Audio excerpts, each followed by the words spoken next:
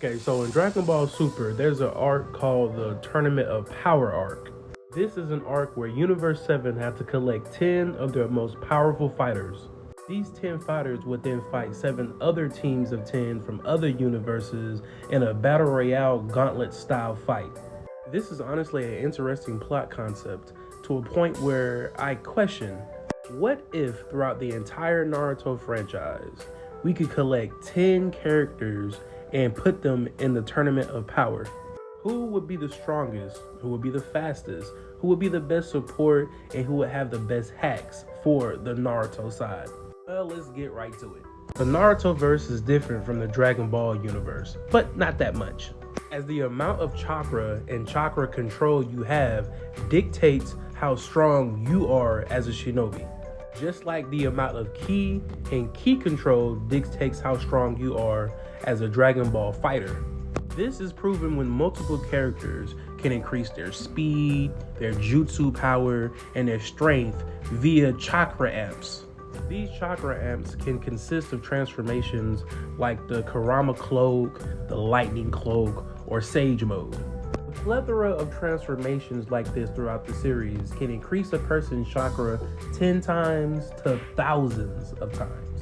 And yet they are nothing compared to our number 10 spot. Kaguya Otsutsuki, who no doubtably has the weakest feats throughout this entire list. Her Amino Manaka, which gives her the ability to affect and teleport her dimensions, and her expansive truth-seeking orbs, which gives her the ability to create, destroy, and recreate her dimensions. And since her dimensions are consistently called universes, and also consistently called time spaces, you can get Kaguya's chakra outputage to multiversal levels. Or to put it in Dragon Ball Z terms, around late Buu Saga levels. Second spoiler alert, Kaguya has the weakest chakra outputage on this list, as she has the weakest feats on this list. This is because characters from Boruto Part 1 and Boruto the Two Blue Vortex massively outscales Kaguya, as Kaguya is just end of Shippuden levels. Only real exception on this list is being our number 9, Dual Mangekyo Sharingan Kakashi, who has the perfect Susanoo, which is arguably the best defense in the series. He has his defensive Kamui, which is a passive ability, as it lets any attack thrown at him pass right through him. He has his Kamui Lightning Blade, which is the Sage's 6-path chakra amp lightning blade that uses his Kamui to send you to another dimension if hit. And he has the Kamui Shuriken, which has the exact same concept as the Kamui Lightning Blade, but using massive shurikens from his massive perfect Susanoo. Number 8 on this list is going to be Sakura, as not only is she able to go toe-to-toe with beings like Shin Uchiha and Kaguya Otsutsuki, she's also going to be the best support on the team, as she can heal wounds, give chakra to others, and break people out of mind control.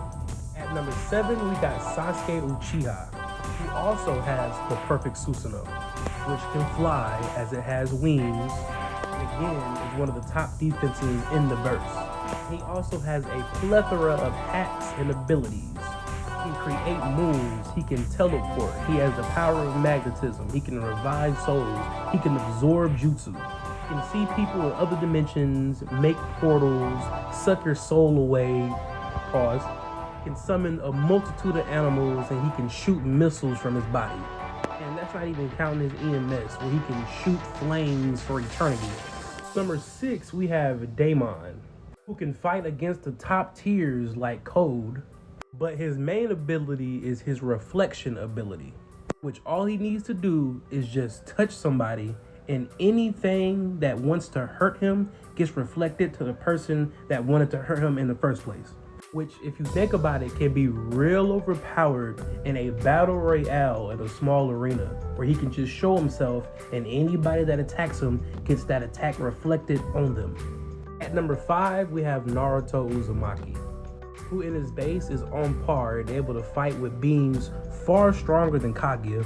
He has multiple hacks abilities, like clothing himself thousands to millions of times. He can give chakra to anybody on his team, amplifying their power by multiple times. And he has his truth-seeking Rasen Shurikens, which can destroy you on a spiritual and cellular level. It's quite literally Beerus's Hakai. And if push comes to shove, he has his trump card, his Baryon mode, which fuses the Nine-Tails chakra and Naruto's chakra together, clashing it so fast and so hard that it creates another brand new type of chakra. This is quite literally a Patara fusion.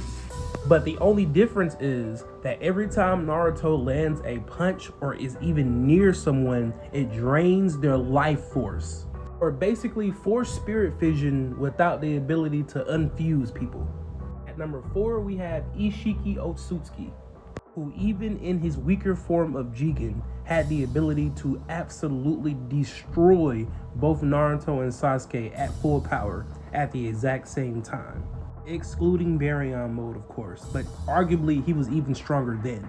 He also has a dojutsu, which can summon cubes that can stop sensory abilities anywhere in the area. And another ability of his dojutsu is he's able to trap anything that's not living into his dimensions, and then he can summon them back out, either enlarging them or shrinking them to his liking. This means that any rubble from the arena can be enlarged or shrink and used as an attack.